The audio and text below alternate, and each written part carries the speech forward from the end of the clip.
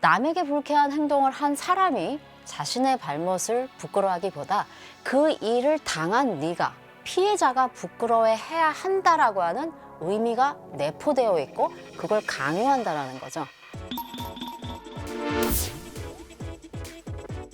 일상 속 먼지처럼 스며든 차별과 편견을 다루는 불쾌한 물음표. 질문의 질문. 안녕하세요. 작가 홍재희입니다.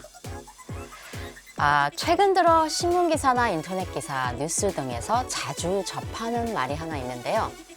오늘의 주제는 성적 수치심입니다.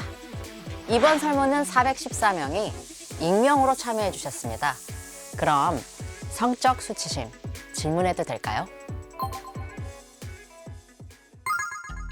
성적 수치심. 성적 수치심이라는 용어를 접해본 적 있나요? 있다. 성적 수치심이라는 용어를 직접 사용하거나 사용하는 것을 듣거나 본 적이 있나요? 언론 같은 데서도 종종 들리는 용어 같기도 하고 일상적인 대화에서도 나오는 용어라고 생각해서 자주라고 답변을 했습니다. 3. 성적 수치심이라는 용어를 주로 접한 곳은 어디인가요? 주로 피해자의 어떤 심경을 대변할 때 이런 용어를 많이 들었던 것 같습니다.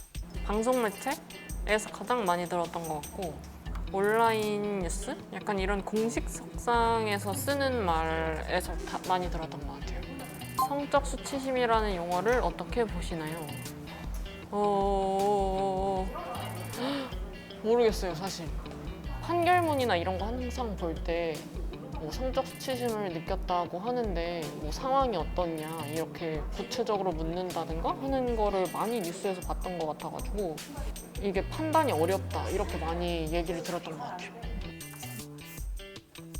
사실 수치심이라고 하면 약간 부끄러움 이런 건데 피해자는 사실 부끄러움을 느끼기보다는 분노를 대변할 수 있는 표현을 좀 더 찾지 않을까 이런 생각을 해서 적었습니다. 성적 수치심이라는 용어를 다른 언어로 바꿔야 한다고 생각하나요?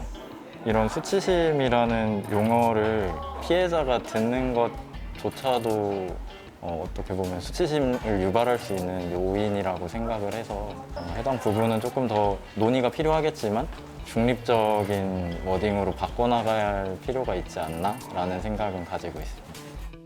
설문을 통해 성적 수치심이란 단어를 92.7%가 들어본 적이 있거나 본 적이 있다고 대답했습니다. 단어의 사용 빈도에 대해서는 종종 사용한다가 48.5%로 가장 많았고요.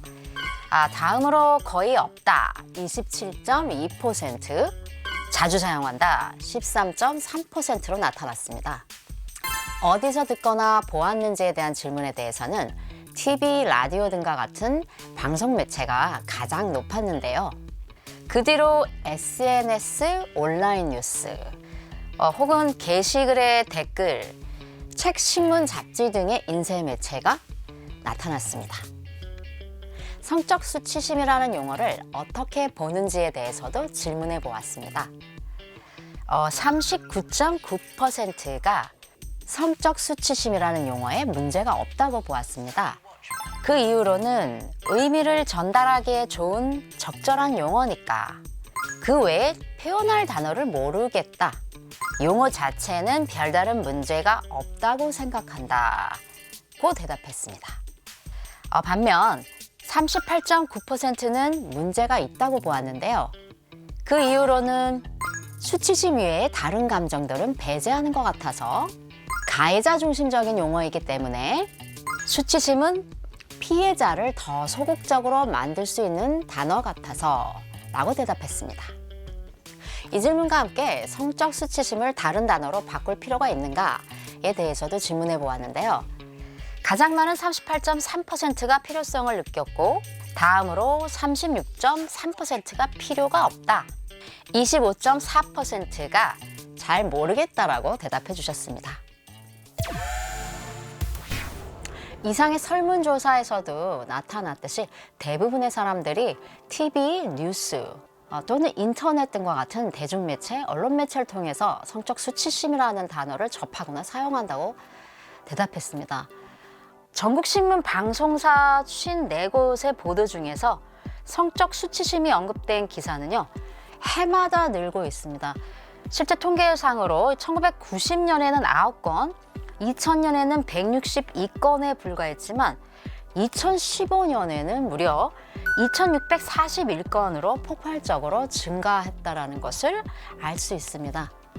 자, 이처럼 성적 수치심이라고 하는 단어가 우리의 일상이나 주위 또는 언론 매체에서 우리가 흔히 듣게 되는 단어가 되어버렸는데요.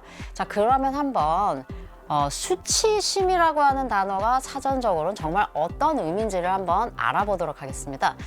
수치, 명사로 다른 사람들을 볼 낯이 없거나 스스로 떳떳하지 못함 또는 그런 일. 수치심, 다른 사람이 자신을 결점이 있는 사람으로 바라본다고 판단할 때 발생하는 정서. 즉, 이 말은 내가 성적으로 뭔가 문제가 있거나 부끄러운 짓을 해서 다른 사람 앞에서 얼굴을 볼 낯이 없다라는 의미가 됩니다. 그런데 지금의 성적 수치심이라고 한 단어는 이 단어를 사용하는 대상이 뒤집혀 있죠. 남에게 불쾌한 행동을 한 사람이 자신의 잘못을 부끄러워하기보다 그 일을 당한 네가, 피해자가 부끄러워해야 한다라고 하는 의미가 내포되어 있고 그걸 강요한다라는 거죠. 이 성적 수치심이라는 단어에는 실제로 성희롱, 성추행과 같은 이런 폭력에 중점을 두는 게 아니라 성이라는 젠더에 중점을 두고 사고하기 때문에 발생하는 문제입니다. 성적 수치심이라고 하는 단어 때문에 오히려 타인에게 위해를 가한 가해자가 자신의 행동에 대한 반성이나 뉘우침 없이 부끄러움을 느끼지 못하게 되는 것은 아닐까요? 그렇다면 성적 수치심이라고 하는 단어는 이 상황과 조건을 적절하게 표현할 수 있는 어휘라고 볼 수가 없는 것이죠. 한부모 가정이라는 단어가 있습니다. 과거에 한부모만 있는 가정 또는 그런 가정의 아이들을 일컬어 결손가정이라는 표현을 썼어요. 결손, 듣기에도 부정적인 언어고 뭔가 모자라거나 결격 사유가 있는 의미로 받아들여지죠. 하지만 한부모 가정이라고 하는 말을 우리는 지금 당연하게 쓰고 있습니다. 결손 가정이 한부모 가정으로 바뀌어서 우리들의 생각을 바꿨듯이 어휘, 즉 언어가 바뀌면 사람들의 사고도 바뀝니다. 그리고 사고가 바뀌면 우리가 보는 세상도 바뀝니다. 이것처럼 유쾌한 물음표, 성적 수치심이라는 말 대신 성적 불쾌감, 성적 모욕감 이런 새로운 어휘로 바꾸는 것은 어떨까요?